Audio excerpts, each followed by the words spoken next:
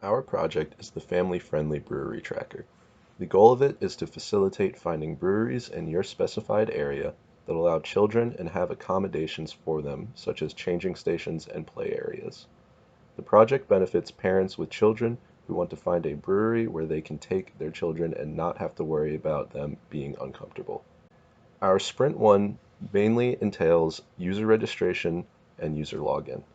As seen from our Sprint layout, a custom ID and password, as well as pertinent information for a person's account, were necessary to be implemented to allow for successful registration and future logins on the application.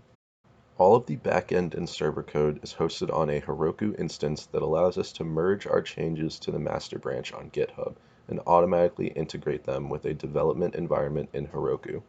From there, once individual aspects are working as expected, we can promote the functioning development branch to production, where actual users will interact with the data. This is our welcome screen. From here, a user is able to register for an account or log in if they already have an account. After clicking on Sign Up, the user is taken to the registration screen. Here, the user will be prompted to enter a valid email, create a username and password, and enter the user's first name, last name, primary zip code, phone number, and birth date. The username must be between 6 and 30 characters and can only contain alphanumeric characters. The user's password must be longer than 8 characters, contain one special character, capital letter, and number. The user's password will not be directly stored into our database. Each password is hashed and then the hashing is stored into our database. The app will also hash the user's entered password when trying to log in and compare the two hashes to see if they match. This will ensure that the user's password is never at risk of being compromised. If the user enters an invalid text during registration, after clicking register, the user will be taken back to the registration screen and pop-ups will appear telling the user the requirements for each invalid field. The user's email and phone number will be used to change account information, such as their password. Using the phone number to reset account information is a stretch goal and may not be released in the first version, but the email is currently in use for this.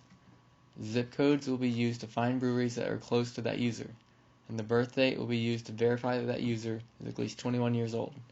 After all the field requirements are met and the user has clicked on register, the user will be brought to the home screen of the app.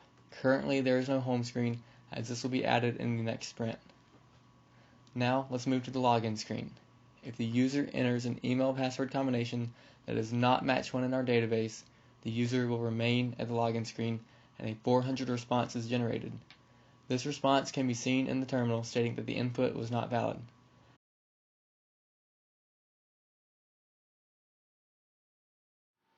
After correctly entering the email password combination, the user will be sent to the soon-to-be-added home screen and a 200 response will be generated.